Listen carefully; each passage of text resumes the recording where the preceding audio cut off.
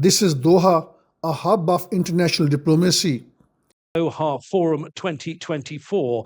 Recently, Qatar's Ministry of Foreign Affairs hosted a groundbreaking international conference spanning into a series of sessions. Hundreds of diplomats, thinkers, politicians, political activists, and journalists from all over the world put their heads together on how to stabilize the world plagued by wars and conflicts. As journalists, we need to document these atrocities. Doha Forum also brought in focus the dangers and challenges the independent media face in the global south. The unending bloodbath of journalists in occupied Gaza by apartheid state of Israel has been a lingering source of profound anguish and frustration. Now in Gaza, who's on the ground, it's the citizen journalists, more than the official journalists. Yeah, because we experienced the whole things from the first days, and a lot of who was on the ground, who got injured, he evacuated with his family. So most of them now who are just like the citizen journalists with a few official journalists for the TV channels. So now the number of journalists who got killed, more than 180. Wael Al-Dahdouh, a Palestinian journalist and bureau chief of Al Jazeera in Gaza, a symbol of commitment and resilience. That is not all. There were also a bigger issue for journalists, that how in global south the media is working, and how with a particular reference to genocidal war in Gaza, where nearly 200 journalists have been killed. Mostly those are the Arab journalists. And on the other hand, we have also witnessed that the Western media has portraying a very negative picture of the genocidal war. Not every media in the West, they call it as a genocidal war, despite the fact that the International Criminal Code has issued order for the arrest of the apartheid state Israel's Prime Minister Netanyahu and he's a former defense minister. In a broader picture, the bigger issue for during the discussion among the journalists was that how to keep the issue of this genocidal war alive at a time when there is a now change of guard in Damascus. There are new issues. Ukraine war is there.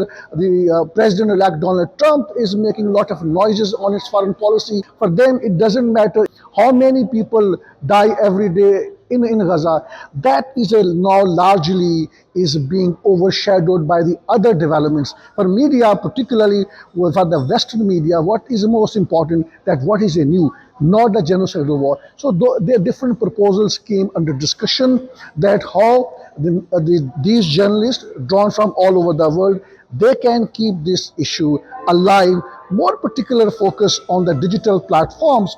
But the bigger issue again, which came under discussion, that the digital platforms are largely owned by the Western countries, and that is where the real problem is, and that is where the real huge bias exists, and because of which accounts of the many journalists with the millions of the followers, those have been blocked. How to meet those challenges?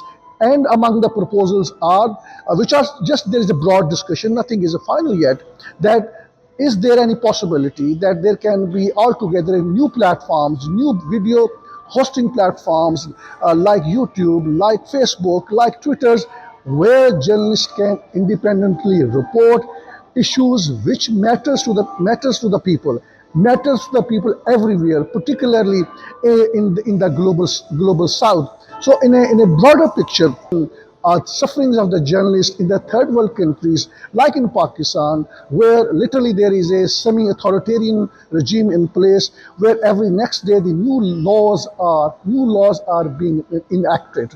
The very crux of those laws is that the journalist can be arrested arbitrarily, he can be punished, sentenced for years in jail, just for reporting facts, which government now would interpret is as a fake news, despite the fact that the government itself in Pakistan is the biggest producer of the fake news.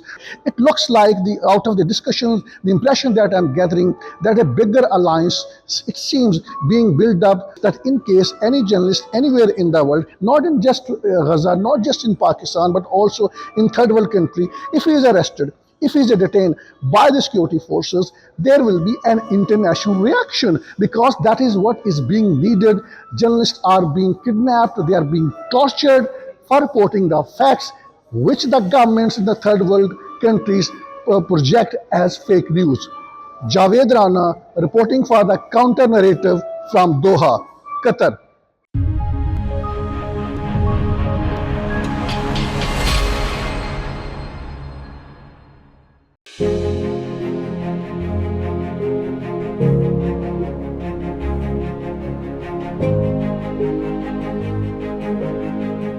The growing tide of anti-Israel sentiments.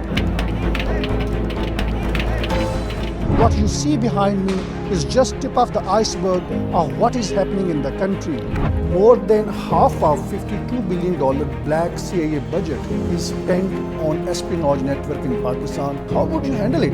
The US has looked upon Pakistan as an ally at one point and then as an enemy at the same time. That is going to be the first legalism on the basis of which he is going to be instantly ousted by the Supreme Court of Pakistan. Joining us live, Javed Rana, who's an expert on politics and geo-strategic issues. In the world politics, which is not being driven by any moral principle, it is being driven by the hard geo-strategic realities. In a broader picture, more countries would aspire to have nuclear weapons.